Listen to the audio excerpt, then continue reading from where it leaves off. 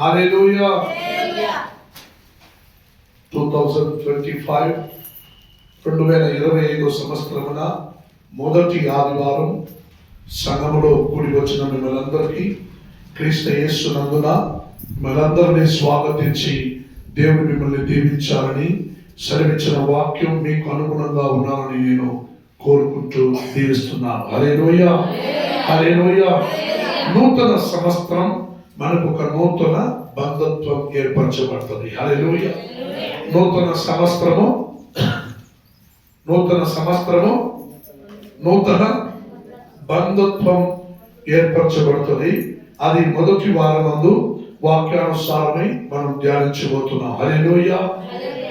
12 గంటల రాత్రి దేవుని ఇచ్చిన వాగ్దానం ఏమిటో ఎవరైనా చెప్పగలరా?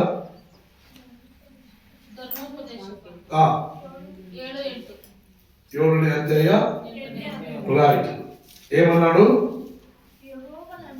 యెహోవా నిమ్మను ప్రీతిಸಿ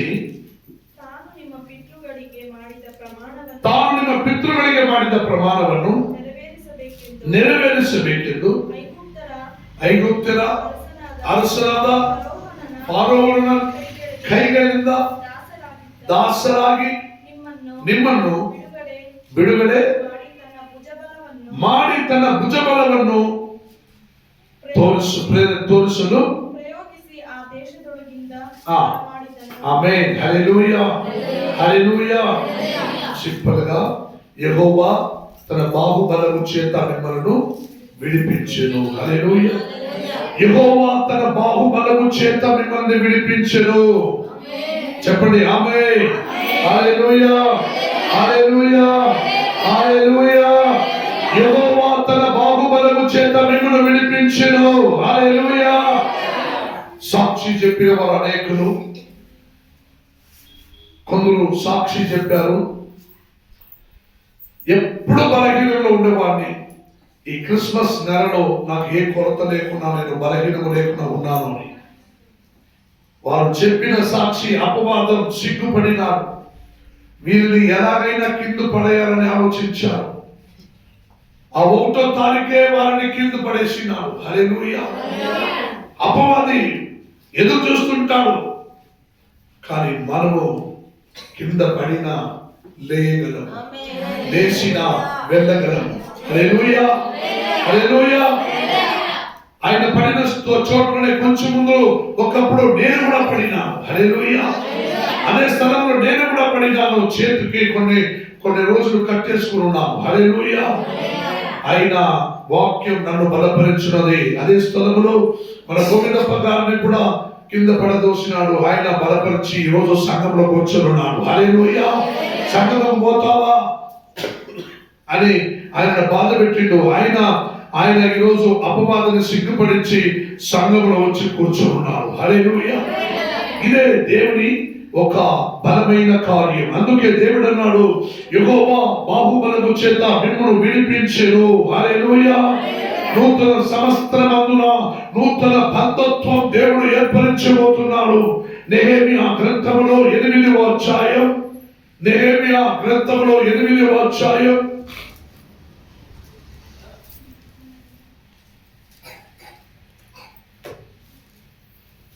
నెహెమీయా గ్రంథంలో 8వ అధ్యాయంలో మొదటి వాక్యం చదువుకుందాం.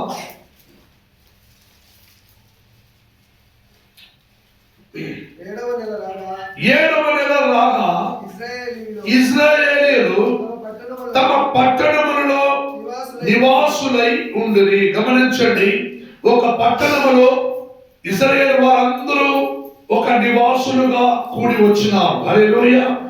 ఒక పట్టణములో నివాసులుగా కూడి వచ్చినప్పుడు 7వ నెల వాళ్ళకి కొత్తగా కనిపించినాయి. హల్లెలూయా. 7వ నెల రాగా ఇశ్రాయేలీయులు తమ పట్టణములో నివాసులై ఉండిరి. అప్పుడు జనులందరూ ఏక మనస్సుకులై నీటి గుమ్మము ఎదుటనున్న మైదానమునకు వచ్చి యెహోవా ఇశ్రాయేలీయులకు ఆజ్ఞాపించిన మోషే ధర్మశాస్త్ర గ్రంథమును తెమ్మని ఎజ్రా శాస్త్రితో చెప్పగా. హల్లెలూయా, హల్లెలూయా. ఏడవ నెల అప్పుడు వారందరికీ కూడుకుంటూ 7వ నెల, 3వ నెల, 12వ నెల, 5వ నెల అని కూడుకుంటూ వాళ్ళు జాతర పండగ చేయటమే వాళ్ళకు ఆరాధన, స్తుతి, స్తోత్రము, దేవుని వాక్యము. ఇప్పుడైతే మీరందరూ ఇప్పుడైతే ప్రతి వారము దేవుని వాక్యం వింటున్నారు. అప్పుడు 7 నెల, 5 నెల, 3 నెల, 12వ నెల, 11వ నెల అని వారికి దేవుని వాక్యం పంచబడుతుంది. గమనించాలి ఇక్కడ. హల్లెలూయా, హల్లెలూయా.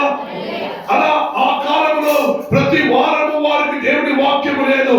వారికి 7వ నెల, 5వ నెల అని అప్పుడు కూడుకొని వారు ప్రార్థించుకుంటూ మోసే ధర్మశాస్త్ర గ్రంథమును తెరచి వారికొకరు చదివిన వెంటనే వారు చెవిలోకి వినిన వారై దాన్ని బట్టి నడుచుకున్న వారై వారు కనబడేరు. హల్లెలూయా, హల్లెలూయా.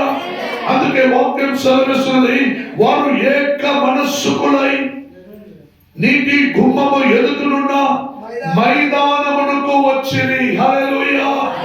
ఆ మైదానంలో అంటే ఆ గ్రౌండ్ లో వారందరూ చేరుకోవడానికి ప్రయాసపడిండ్రు. ఎందుకంటే వారికి గుడారంలో చిన్న స్థలంలో వారికి చోటు సరిపోదు. వారికి పెద్ద స్థలములు కావాలి. ఇశ్రాయేలు వారు కొన్ని లక్ష మనుషులు ఉన్నారు. వారికి కూడుకోవాలంటే ఒక పెద్ద మైదానము కావాలి.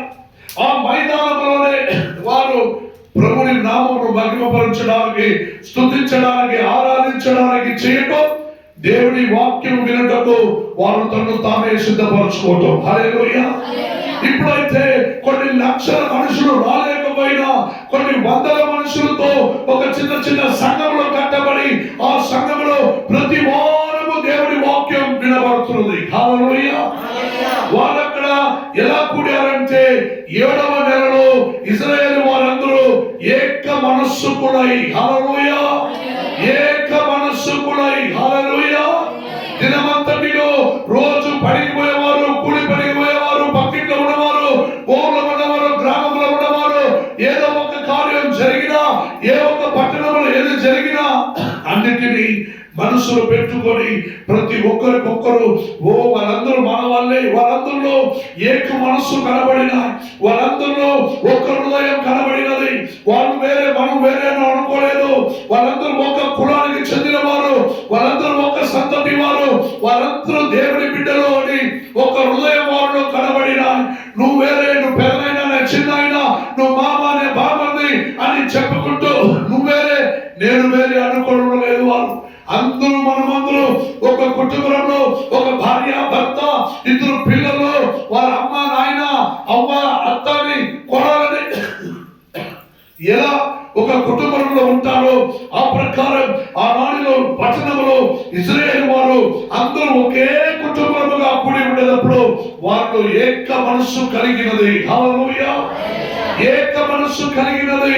ఈ నాడిలో ఒక కుటుంబంలోనే అత్త మీద కోడలకి, కోడల మీద అత్తకి, ఇక వాళ్ళందరికీ ఒక విధమైన విరోధములు ఉంటాయి. ఎందుకంటే యేసయ్య అన్నాడు, నేను వచ్చినది అత్త కోడలకి, అమ్మ నాయనకి, పిల్లలకి నేను వారి మధ్యలో ఉన్న సమాధానం తీయటకి నేను వచ్చినానని. హల్లెలూయా. ఇశ్రాయేలు వారిలో ఏక హృదయము అనుభవించిన వారి మధ్యలో అటువంటి క్రీస్తు వచ్చిన తర్వాత ప్రతి వారి హృదయంలోనూ అటువంటి ఒక హృదయం పుట్టించినాడు. హల్లెలూయా. అప్పుడే వారి ఆత్మకి వాళ్ళే ఆధారం అనేది వాళ్ళకు తెలియపరిచినది. హల్లెలూయా. ఒక మన ఇశ్రాయేలు వాళ్ళందరికీ వారి ఆత్మ రక్షణకు మన దేవుడు యెహోవా దేవుడు ఉన్నాడు, వాడే ఆధారమని వాళ్ళందరూ అనుకున్నాడు. ఎప్పుడు దేవుడు మీ మధ్యలో సమాధానం తీయటకే వచ్చినాడు.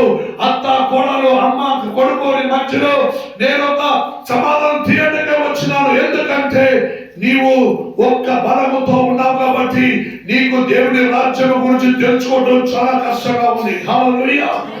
ఎన్ని కాలాలకి ఇశ్రాయేలు వారికి ఇలా బోధించుకుంటూ ఉండాలి. అందుకే దేవుడు ఈ కార్యమును చేయి ఉన్నాడు. అందుకే వాక్యం సెలవిస్తున్నది, ఏక మనస్సుకులై నీటి గుమ్మము ఎదుట మైదానమును వచ్చి వారు యెహోవా ఇశ్రాయేలుకు ఆజ్ఞాపించిన మోషే ధర్మశాస్త్ర గ్రంథమును తెమ్మని ఆజ్ఞాపించారు. హల్లెలూయా. ఏమని ఆజ్ఞాపించారు? ధర్మశాస్త్రమును తెమ్మని ఆజ్ఞాపించారు. ఎజ్రా అనే శాస్త్రితో వాళ్ళందరూ అన్నారు, నువ్వు మోసే ధర్మశాస్త్రమును తీసుకొని వచ్చి మాకు చదివించి నాకు చెప్పవు, మా జీవితంలో మేము ఎలా నడుచుకోవాలి, ఎలా జీవించాలి, ఏమి చేయాలి. హల్లెలూయా. అప్పుడు ఎజ్రా అనే శాస్త్రి ఆ అనేక ప్రజల మధ్యలో 5వ వాక్యం చదవండి. 8:5. అప్పుడు ఎజ్రా అందరికంటే ఎత్తుగా ఆ మైదానంలో కూడి ఉన్న ప్రజల మధ్యలో అందరికన్నా కొంచెం ఎత్తుగా నిలబడి, ఇప్పుడు నేను మీ కూర్చున్నాను, మీ మధ్యలో నేను కొంచెం ఎత్తుగా నిలబడినాను కదా, ఆ మాదిరి వాళ్ళందరూ నిలుచుకున్నారంటే ఎజ్రా వాళ్ళందరికీ కనపడినట్లుగా ఎత్తుగా నిలబడి జనులందరూ చూచుచుండగా, గమనించండి, జనులందరూ చూచుచుండగా మోషే రాసిన ధర్మశాస్త్రమును తెచ్చి ఆ ధర్మశాస్త్ర బైబిలును తెరిచాడు చదివేయడానికి ఎజ్రా. హల్లెలూయా. ఆయన గ్రంథమును విప్పెను. విప్పగానే జనులందరూ ఏం చేసిండ్రు? అందరూ లేచి నిలబడి ఎజ్రా మహాదేవుడైన యెహోవాను స్తుతింపగా జనులందరూ తమ చేతులెత్తి ఆమేన్ ఆమేన్ ఆమేన్ అని పలుకుచు నేలకు ముఖములు ఉంచుకొని యెహోవాకు నమస్కరించిరి. హల్లెలూయా హల్లెలూయా హల్లెలూయా. 7వ నెల 5వ నెల 12వ నెల అని వారు ఇశ్రాయేలు వారందరినీ కూడుకొని ఏక మనస్సుకులై వారు ధర్మశాస్త్రమును తెచ్చి శాస్త్రి అయిన ఎజ్రాకు, నువ్వు మాకు చదువు, మాకు చెప్పుము, మేము వినడానికి సిద్ధమై ఉన్నామని చెప్పిన వెంటనే ఆయన ఎత్తుగా నిలబడి జనులందరూ చూచుచుండగా గ్రంథమును విప్పి ఆయన అన్నాడు,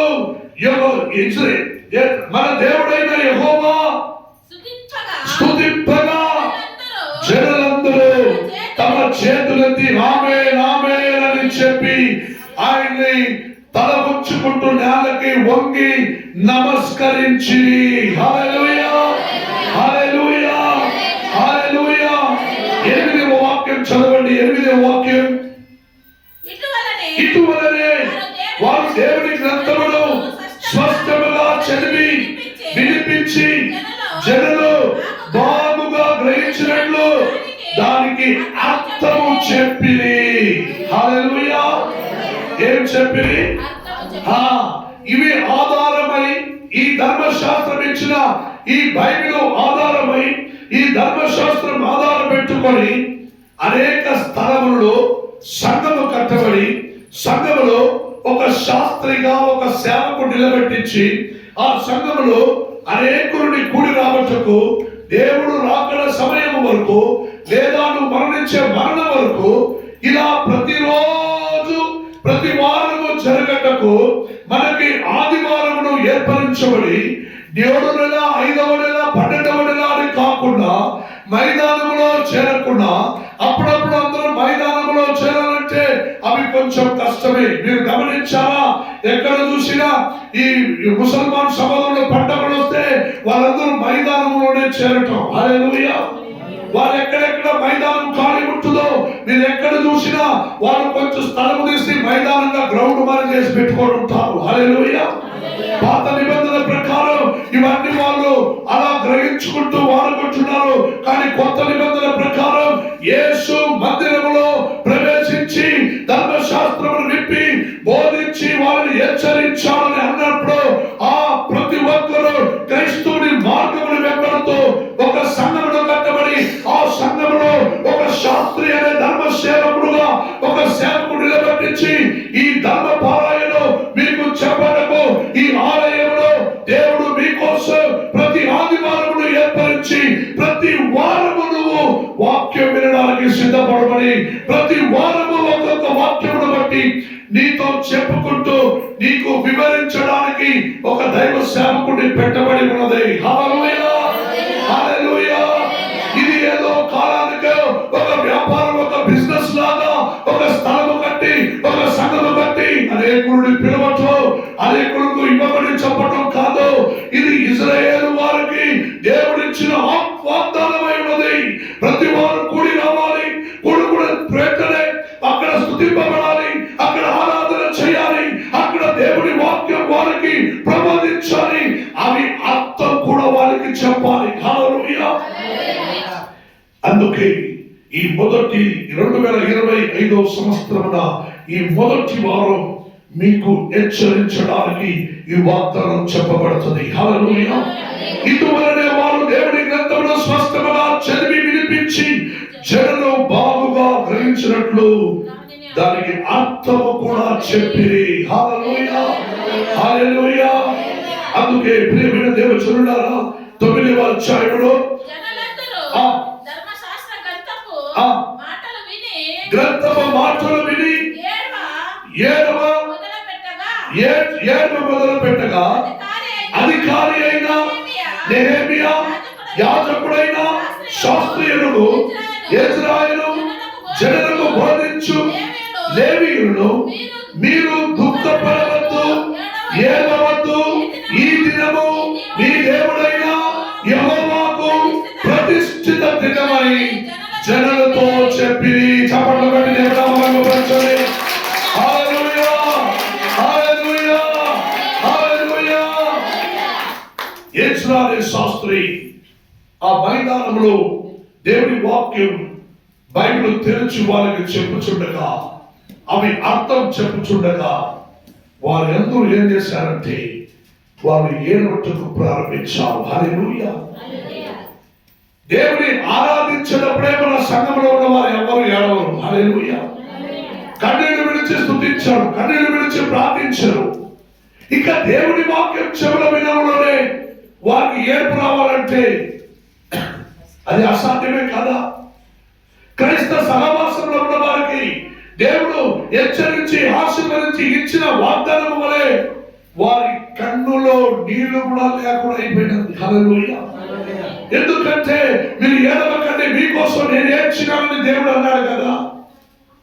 వారికి ఏదో ఒక సమస్య వారి ఇంట్లో ఇప్పుడైతే దినమానంలో గమనించాలంటే వారి ఇంట్లో ఎవరైనా చచ్చిపోతే మాత్రమే వారు ఏడవటం. హల్లెలూయా. వారి ఇంట్లో ఎవరైనా చచ్చిపోతే మాత్రమే ఏడవటం కాక దేవుని వాక్యం విని ఏడ్చే వాళ్ళు ఎవరు లేరు. హల్లెలూయా. దేవుని శ్రద్ధగా మాటలు విని ఏడ్చే వాళ్ళు ఎవరు లేరు. హల్లెలూయా. కనిష్టం ఆ వాక్యం వినినప్పుడు తల ఉంచుకుంటూ దేవునికి నమస్కరించడం మనం నేర్చుకోండి. హల్లెలూయా. దేవుని వాక్యం సెలవిస్తున్నది. ఆయన చెప్పిన ప్రకారం 9 వాక్యములో ధర్మశాస్త్రం గ్రంథము మాటలు వినిన వెంటనే వారు ఏడ్చుటకు ప్రయాసపడినారు. అప్పుడు అధికారి అయిన వారు అధికారి అయిన నెహెమియా, యాజకుడు శాస్త్రీయుడు యెజ్రా వీళ్ళందరూ చేరి జనములు ఎందుకో ఏమన్నారంటే, ఏడవకండి, ఎవరు దుఃఖపడకండి, ఇది దుఃఖ దినము కాదు, ఇది ఏడ్చే దినము కాదు, మీరు దుఃఖపడవద్దు, ఏడవద్దు, ఈ దినము మీ దేవుడైన యెహోవాకు ప్రతిష్ఠితమైన దినము. హల్లెలూయా, హల్లెలూయా. నీ దేవుడైన యెహోవాకు నీవు ఆరాధించే యేసుక్రీస్తుకు నీవు స్తుతించవలసిందిగా కోరి నీ కోసము ఆ ప్రభుని రాజ్యం వారసులుగా మారడం కోసము ప్రతిష్ఠించబడిన దేవుని ఆదివారము. హల్లెలూయా. ఈ దేవుని ఆదివారం మందున నీవు వాక్యం వినడానికి చక్కగా నువ్వు సిద్ధపాటు కలిగి ఉంటే దేవుడు చెప్పిన ప్రకారం 10వ వాక్యం చదవండి. మరియు అతడు వారితో నిట్లనెను, పదండి, కొవ్విన మాంసము భక్షించుడి, మధురమైన దాని పానము చేయుడి, ఇది వరకు తమ కొరకు ఏమీ సిద్ధము చేసుకొని వారికి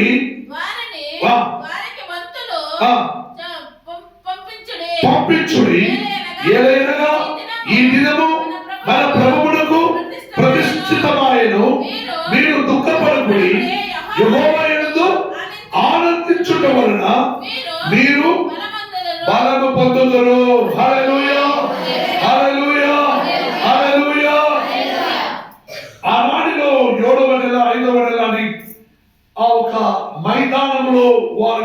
వచ్చినప్పుడు 7వ నెల 5వ నెల 12వ నెల అని వారికి ఒక ధర్మశాస్త్రం ఒక వాక్యం చదివినప్పుడే వాళ్ళు ఏడ్చుకుంటూ వాళ్ళు ప్రభుని సముఖంలో కూడినారని వాక్యం ఉన్నాయి.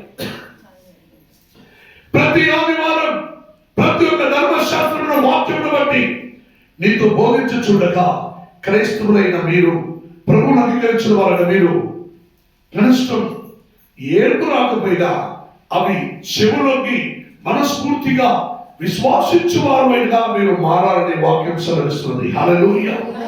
అందుకే దేవుడు మొదటి దినమున ఈ సంవత్సరంలో వాగ్దానం చేసినాడు. నూతన సంవత్సరంలో ఒక నూతన బంధుత్వం ఏర్పరిచే దేవుడు యెహోవా బాహుబలము చేత మిమ్మల్ని విడిపించెను. హల్లెలూయా, హల్లెలూయా. యెహోవా బాహుబలము చేత మిమ్మల్ని విడిపించును చెప్పిన వారు యెరెమీయా 32వ అధ్యాయం 41 వాక్యానికి రాండి. యెరెమీయా 32వ అధ్యాయం 41వ వాక్యం చదవండి. దేవుడు అంటున్నాడు, ఇదే ప్రకారం వారు కూడా జాతర పండుగలని ఆచరించడానికి ప్రయాసపడినప్పుడు దేవుని మాట పలకరించాడు. గమనించండి, వారికి 32:41 రైట్. గమనించండి, వారికి మేలు చేయటకు. గమనించండి, దేవుడు అంటున్నాడు ఈ 7వ నెల 5వ నెల దాకా వారము దేవుని వాక్యమును పలకరిస్తూ దేవుడు అంటున్నాడు వారి యందు నేను వారందరికీ స్వస్థత కలగ చేస్తూ మేలు చేయటకు వారి యందు నేను ఆనందించుచున్నాను. హల్లెలూయా, హల్లెలూయా. నువ్వు బలహీనుడైనవా, నువ్వు కింద పడినావా, నువ్వు పైకి లేచావా, నువ్వు పండుకొని ఉన్నావా, నువ్వు భయభక్తి కలిగి ఉన్నావా, నువ్వు జీవించుచున్నావా, నువ్వు ఏడ్చుకుంటున్నావా, నమస్కరిస్తున్నావా, ప్రార్థిస్తున్నావా, నువ్వేమి చేయుచున్నావో అన్ని విషయములను నిన్ను బట్టి నా దేవుడు ఆనందిస్తున్నాడు. హల్లెలూయా.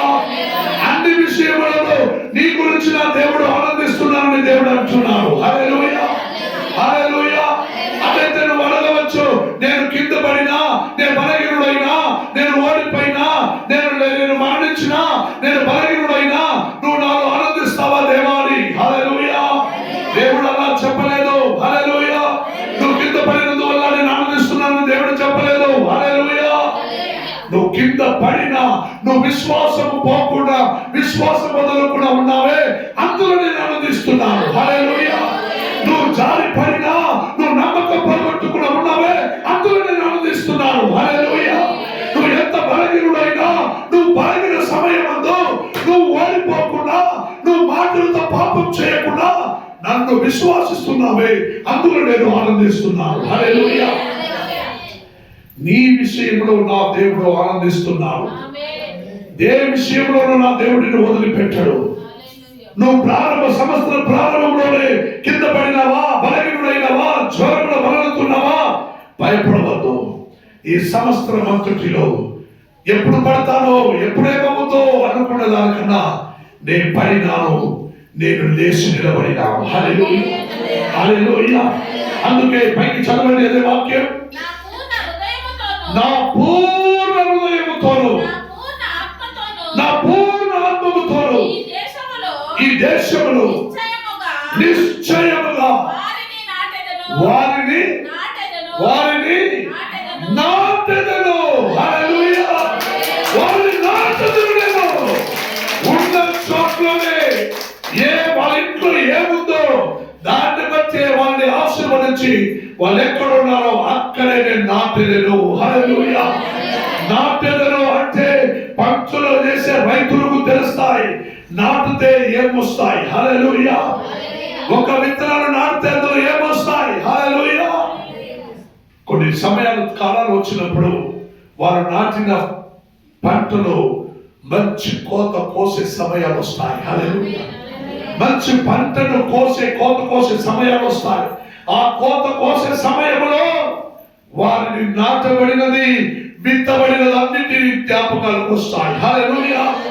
అందుకే దేవుడు అంటున్నాడు, నువ్వు ఏ స్థితిలో ఉన్నా, ఎలా ఉన్నా, ఏ బలహీనుడుగా ఉన్నా, నేను నిన్ను నాటడానికి సిద్ధంగా ఉన్నాను. నువ్వున్న చోట్లోనే నేను నాటి నీలో నీ ఇంట్లో ఏముందో దాన్ని బట్టే నేను నిన్ను ఆశీర్వదించెదను. హల్లెలూయా. 7వ నెల 5వ నెల కాదు, ప్రతి ఒక్క వారము ప్రతి ఒక్క వారాలు దేవుడు మిమ్మల్ని నాటి మిమ్మల్ని మీలో ఆనందించి మీలో వాక్యముతో పాటు మాట్లాడుచున్నాడు. హల్లెలూయా, హల్లెలూయా. అందుకే పైకి చదవండి. యెహోవా ఇలాగూ సెలవిచ్చుచున్నాడు, నేను నీ ప్రజల మీదకి ఇంత గొప్ప కీడు రప్పించిన నీతిని నేను వారి గురించి చెప్పిన మేలంతా ఆమేన్. హల్లెలూయా. చప్పట్లు కొట్టి దేవునికి మహిమపరచండి. చప్పట్లు కొట్టి గట్టిగా చప్పట్లు కొట్టి. నువ్వు ఏ బలహీనుడైనా నువ్వు ఏ స్థితిలో ఉన్నా నేను నిన్ను బలపరించి నిన్ను పైకి పంపించదని దేవుడు హెచ్చరిస్తున్నాడు. హల్లెలూయా, హల్లెలూయా. పైకి పాడైపోయెను, దానిలో నరులు లేరు, పశువులు లేవు, ఇది కల్దీయుల చేతికి ఇయ్యబడి ఉన్నదని. ఆమేన్. హల్లెలూయా, హల్లెలూయా. ప్రియమైన దేవుడులారా, ఈ యెరెమీయా 32:41లో దేవుడు నీతో మాట్లాడిన ప్రకారం నా ఎడల భయభక్తులు పుట్టించెను, వారికి మేలు చేయుటకు వారి యందు నేను ఆనందించెదను. హల్లెలూయా. మీలో ఈ సంవత్సరం అంతయు ఒక భయము భక్తి పుట్టించి నీవలే నీలో నేను ఆనందించి నీవు ఉన్న చోట్లోనే నిన్ను నాటిదే నీ నాటిన పంట వలె నువ్వు గొప్ప పంటగా మారి కోత పోసే కాలమందున నీలో పాటు నేను కూడా ఆనందించదును దేవుడు అంటున్నాడు. హల్లెలూయా. అందుకే ప్రియమైన దేవుడులారా, మీకు ఒక విషయం తెలుసా? ఎప్పుడు చూసినా క్రైస్తవుల్లో ఉన్న ఒక విశ్వాసం, ఒక ఎక్స్పెక్టేషన్, ఓ దేవా దేవా దేవా నీకు స్తోత్రం స్తోత్రం, నేను నిన్ను మహిమపరచుచున్నాను, ఘనపరచుచున్నాను, నీవే నా తండ్రివి, నీవే నా యజమానుడివి, నువ్వే నా గొప్ప రక్షకుడివి, నువ్వు నన్ను ఆదరించగలుగుతుడివి, నువ్వు సమాధానకారుడివి అని చెప్పుకుంటూ దేవుని ఎద్దుకు ప్రార్థించి దేవునికి ఏదో ప్రియమైన 4 మాటలు చెప్పి దేవుని యందు బిడ్డని ముద్దాడేలాగా ఏదో బుచ్చి అమ్మా అనుకుంటూ చేసే వాళ్ళు అనుకుంటున్నారా? ప్రియమైన దేవుడులారా, అట కాదు. యోబు వలె మీరు స్థిరమైన వారై ఉండాలి. భక్తులైన యోబు తన జీవితంలో ఏమన్నాడో తెలుసా? భార్య చెప్పింది, ఇంతవరకు నువ్వు దేవుడు దేవుడు దేవుడు నమ్ముకొని ఈ చర్చ్ అని చెప్పుకుంటూ ఈ దేవుడిని నువ్వు నమ్ముకున్నాను చెప్పి ఆస్తి పోయింది, అంతస్తు పోయింది, అన్ని 10 మనుషులు పోయినారు, ఆ కుటుంబం పోయింది, పిల్లలు పోయినారు, అందరూ పోయినారు, నీవు దేవుడు అని అన్ని పోగొట్టున్నప్పుడు ఎదవా ఇప్పటికైనా నీ దేవుడిని దూషించి బయటికి రా అని భార్య పిలిచింది. హల్లెలూయా. ఎంతమందికి తెలుసు ఈ కార్యం? ఎస్, భార్య తన భర్త అయిన యోబును చూసి ఇంకా ఎంతకాలం ఈ దేవుడిని దేవుడు అనుకుంటూ నువ్వు మూర్ఖుడుగా ఉంటావు, బయటికి రా, దూషించి బయటికి రా. విశాలంగా ఉంది ప్రపంచం. గుడి గోపురాలు కొండ దిగి రంగురంగుల వస్త్రాలు ధరించబడి మన ఇష్టాన్ని మనం జీవించుకుందాం. మంచి వ్యాపారం, బిజినెస్, ఉదయం ఎవరు దొరుకుతారో వాళ్ళని మోసం చేసుకుంటూ ఈ కాలంలో బ్రతికితేనే మనకు అన్ని జరిగేది. న్యాయంగా ఉంటే మనకి ఏది జరగదు. ఏమనిస్తేనే డబ్బులు, అబద్ధం చెప్తేనే డబ్బులు. నేను చర్చికి పోవాలి, బస్సుకు డబ్బులు లేదు, 100 రూపాయలు అంటే ఎవరైనా ఇస్తారా? కలిపి తెప్పి నాకు హాస్పిటల్ 100 రూపాయలు అబద్ధం చెప్తే డబ్బులు ఇస్తాడు వెంటనే. హల్లెలూయా. క్రైస్తవ జీవితంలో 7వ నెల, 5వ నెల, 12వ నెల అనేది కాక ప్రతి వారానికి ఒక రోజు ధర్మశాస్త్రం తెరవబడి మీలో మాట్లాడుచున్నాడు నా దేవుడు. హల్లెలూయా. మీలో నా దేవుడు మాట్లాడుచున్నాడు. ఆ మాటలు ఏమిటో ప్రతి వారము నువ్వు ఏక్కి అనుభవించి ఏక హృదయము గలవారమై ఏక మనస్సుకులై నువ్వు వినేవారమైతే ఈ రోజున దేవుడిచ్చిన ఈ వాగ్దానం ఈ సంవత్సరం అంతటియు నువ్వు ఉన్న చోట్లోనే దేవుడు నిన్ను నాటి నీ వలె గొప్ప ఫలమును దేవుడు ఏర్పరచబోతున్నాడు. నువ్వు ఎక్కడున్నావు అక్కడ దేవుడు నిన్ను నాటి నీ వల్ల పెద్ద కోత కోసడానికి దేవుడు మనకు ఒక రోజు కాలంలో తెచ్చిపోబోతున్నాడు. హల్లెలూయా, హల్లెలూయా. అందుకే యోబు అన్నాడు, 2వ అధ్యాయంలో మీరు చదివితే ఈ వాక్యం మీరు గమనించవచ్చు. యోబు 2వ అధ్యాయంలో 9-10 వాక్యం చదివితే, నీవు ఆ దేవుడిని దూషించి బయటికి రమ్మని పిలిచినప్పుడు యోబు ఏమన్నాడని ఎవరికైనా తెలుసా? యోబు ఏమన్నాడని? యోబు ఏమన్నాడు చదువుదామా? 10వ వాక్యం చదవండి. యోబు ఏమంటున్నాడు? గమనించండి, 9వ వాక్యంలో చెప్తుంది, నువ్వు ఆ దేవుడిని దూషించి బయటికి రావయ్యా. మన మందులు ఏడనపోయి ఏమన్నా ఎవరైనా ఏమనించుకుంటున్నా బతుకుదాము, అన్ని పోగొట్టుకున్నాం కదయ్యా. మనం న్యాయంగా ఉంటే కాదయ్యా, మనం కొంచెం అట్లా ఇట్లా ఉంటేనే మన గొర్రెలు మనం విడిచిపోవదు, మన బర్రెలు మమ్మల్ని విడిచిపోవదు, ఎవరు మన దగ్గరికి రారు, మన సొమ్ములు ఎవరు దోచుకోరు. మనం కొంచెం అట్ట ఇట్ట ఉండాలి, కొంచెం అట్ట ఇట్ట ఉండాలి, కొంచెం అట్ట ఇట్ట మాట్లాడాలి అని క్రైస్తవులు అనుకోకూడదు. హల్లెలూయా. అందుకు యోబు అన్నాడు 10వ వాక్యంలో, అందుకతడు మూర్ఖరాలు మాట్లాడినట్టు నువ్వు మాట్లాడవద్దు. హల్లెలూయా, హల్లెలూయా. తన భార్యని మూర్ఖరాలని చెప్పలేదు, తన భార్యని మూర్ఖరాలని చెప్పలేదు. మూర్ఖరాలు మాట్లాడినట్టు నువ్వు మాట్లాడుచున్నావా? మూర్ఖరాలు మాట్లాడినట్టు నువ్వు మాట్లాడవద్దు. మూర్ఖులు అలా మాట్లాడతారు, అంధులు అలా మాట్లాడతారు, దేవుడి మీద నమ్మకం లేని వాళ్ళు అలా మాట్లాడతారు, అవిశ్వాసం కలిగిన వాడు అలా మాట్లాడతాడు. నువ్వు అలా మాట్లాడవద్దు. అలా మాట్లాడే వాళ్ళకి పేరు మూర్ఖులు. హల్లెలూయా.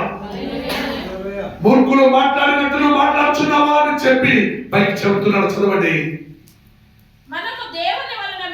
మనకి దేవుని వలన మేలు అనుభవించదమా?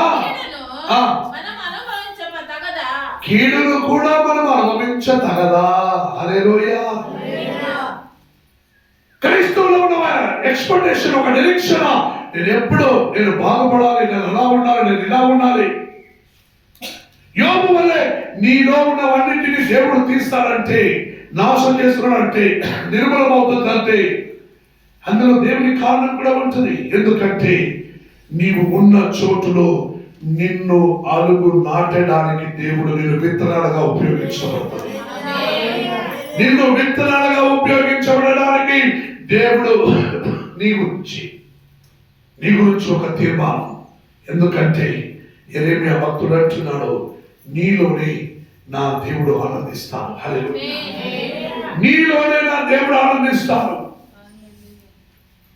ఆస్తులంతా పోయినాక, అన్ని పోయినాక చూసి దేవుడు ఆనందించాలా అంటే ఇది ఏం దేవుడు అయినా? అక్కడ దేవుడు మనకు అవసరమా? అక్కడ దేవుడు మనకు కావాలా? అలా అన్నకు. మూర్ఖురాలు మాట్లాడినట్టు నువ్వు మాట్లాడకు. మూర్ఖులు మాట్లాడే పద్ధతి ప్రకారం నువ్వు చేయకు. నువ్వు ఆరాధించే దేవుడు ఆకాశ భూమికి యజమానుడు. హల్లెలూయా. నువ్వు ఆరాధించే దేవుడు సూర్య చంద్రుడికి యజమానుడు. హల్లెలూయా. నువ్వు ఆరాధించే దేవుడు ప్రతి ప్రకృతికి, వానము, వర్షము, ఎండ, గాలికి, అన్నిటికీ ఒక యజమానుడు. హల్లెలూయా.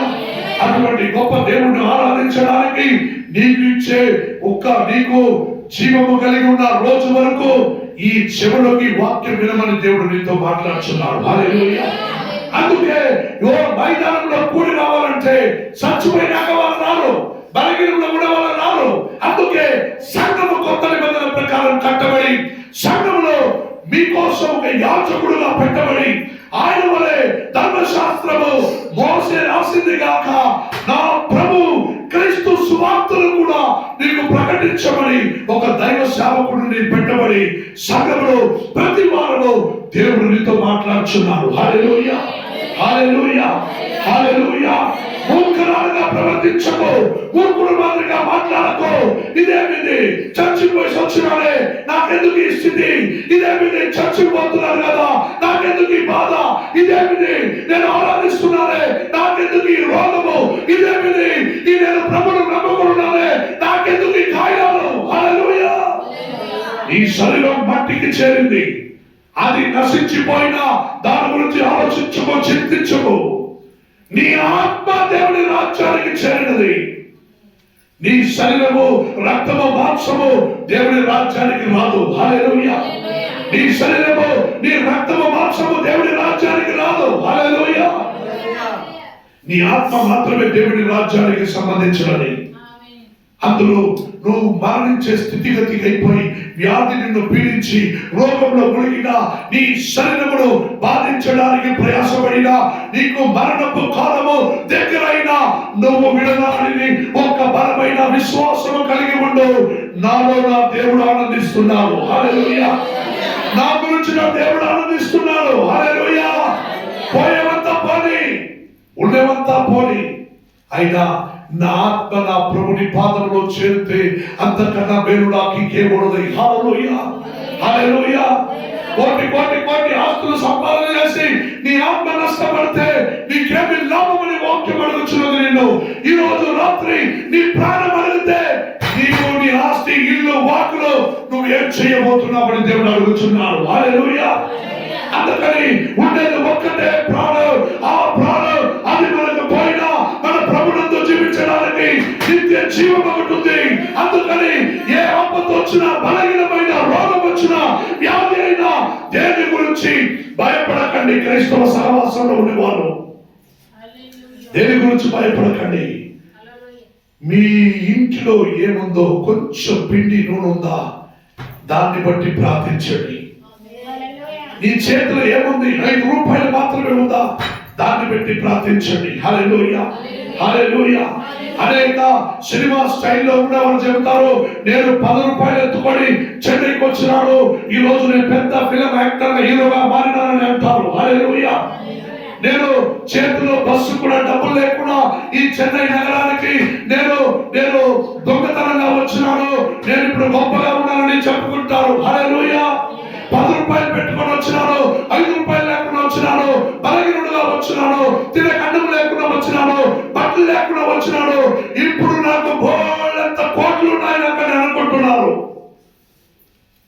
కానీ క్రైస్తవ విశ్వాసంలో ఉన్నవారు మాత్రమే మనము అల్ప విశ్వాసంగా ఉండకుండా ఈ వాగ్దానాలను విశ్వాసించమని దేవుడు మీలో ప్రేరేపిస్తున్నారు. హల్లెలూయా. అలా విశ్వాసించిన వారు మాత్రం లేచి అలా మోకరించండి. ఉన్న చోట్లోనే మీరు కళ్ళు మూసుకుంటూ తల ఉంచుకుంటూ మోకరించండి.